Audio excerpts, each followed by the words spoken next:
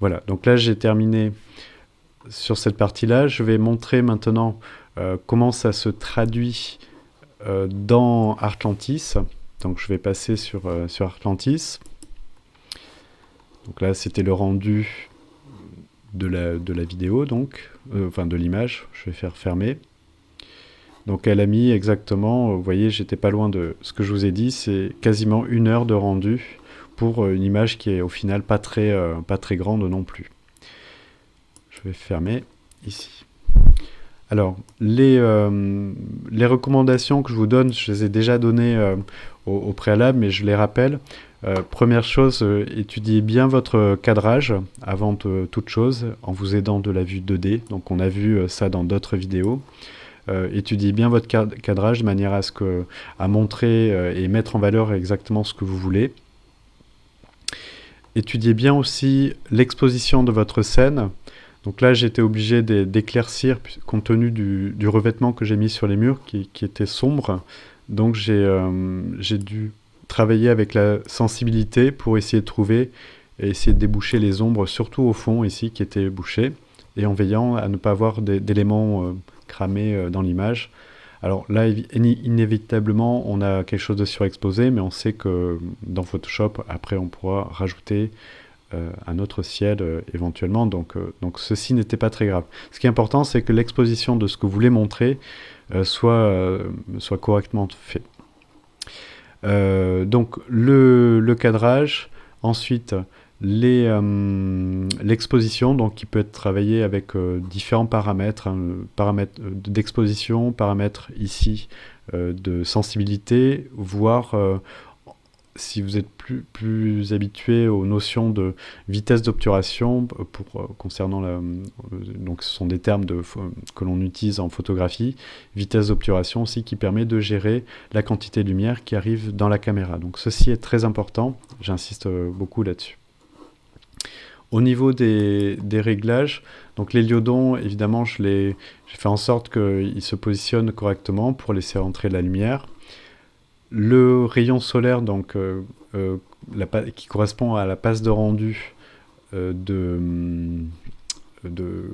Godray, donc dans Photoshop, c'est simplement j'ai coché ceci, et puis je l'ai atténué avec ce curseur-là. La lumière directe, la lumière indirecte, j'en ai déjà parlé, donc à vous de doser ces éléments ici.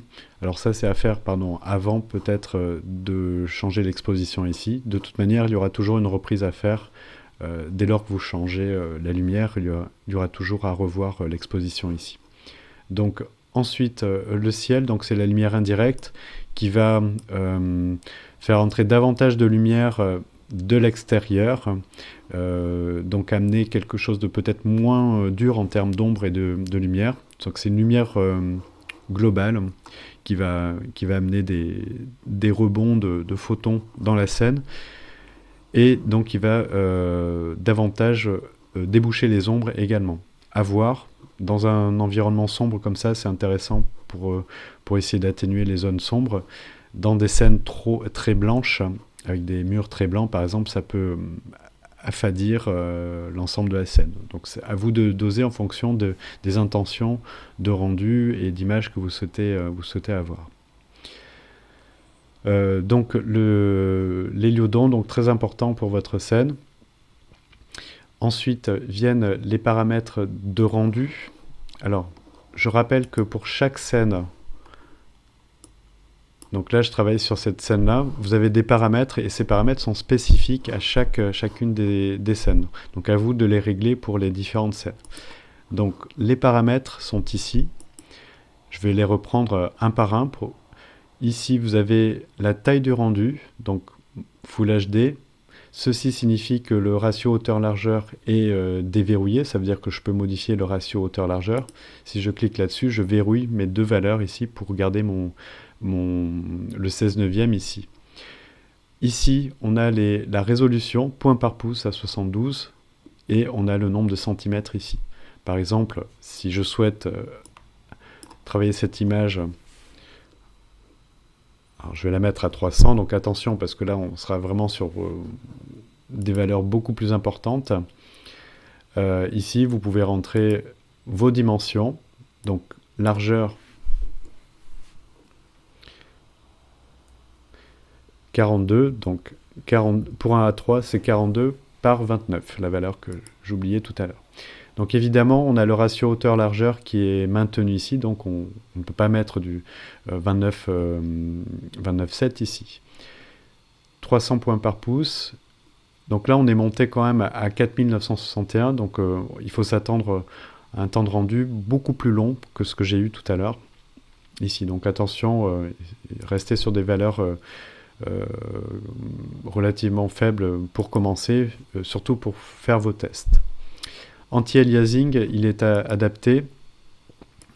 Donc cela va jouer sur le lissage des arêtes que vous voyez ici, donc notamment au niveau des obliques.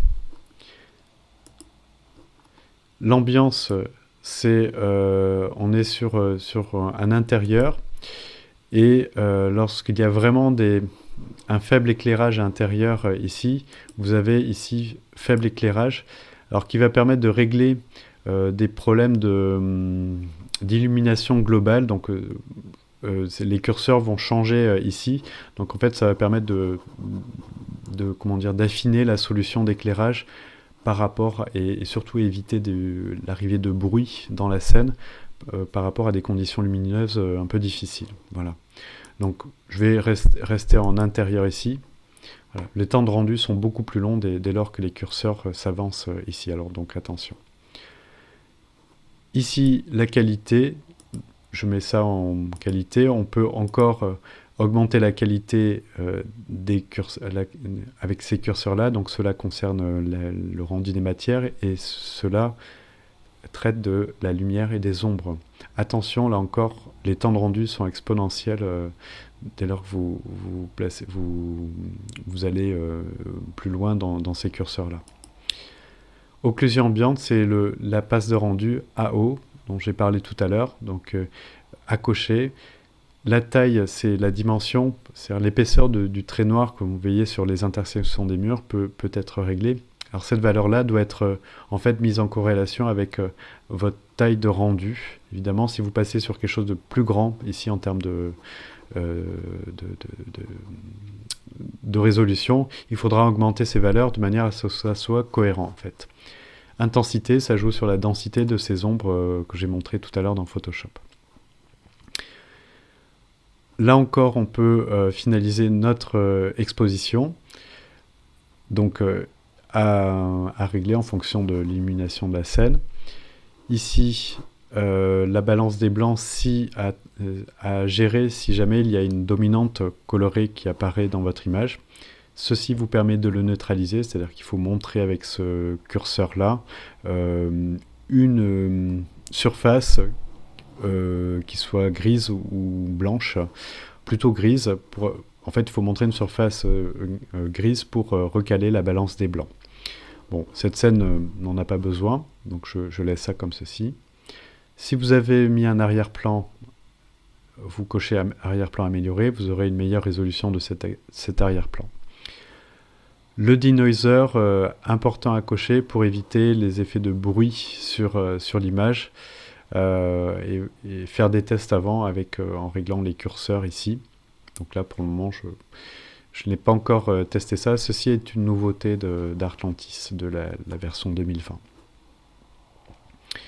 Voilà, j'ai à peu près tout dit là-dessus.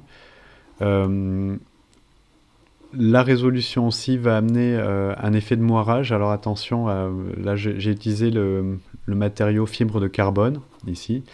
Comme c'est un élément répétitif, cet élément répétitif va se surexposer à la grille, votre trame à l'écran, donc va donner ces motifs là, ce qu'on appelle un effet de moirage. Alors ces effets-là peuvent disparaître dès lors que vous regardez l'image à pleine résolution, c'est-à-dire en Photoshop, on peut ne plus voir apparaître ces effets. S'ils apparaissent encore, vous serez obligé de retravailler avec du flou un petit peu pour essayer de désactiver, enfin désamorcer cet effet ce motif de moirage. Voilà.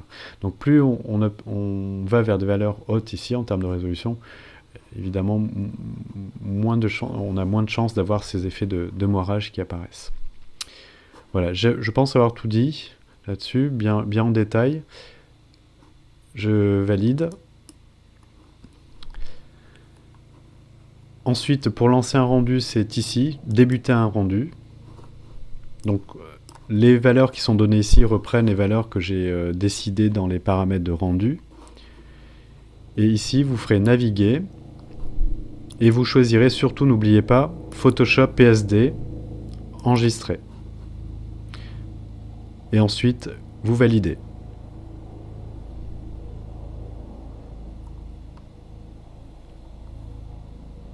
Voilà, je lance pas le rendu.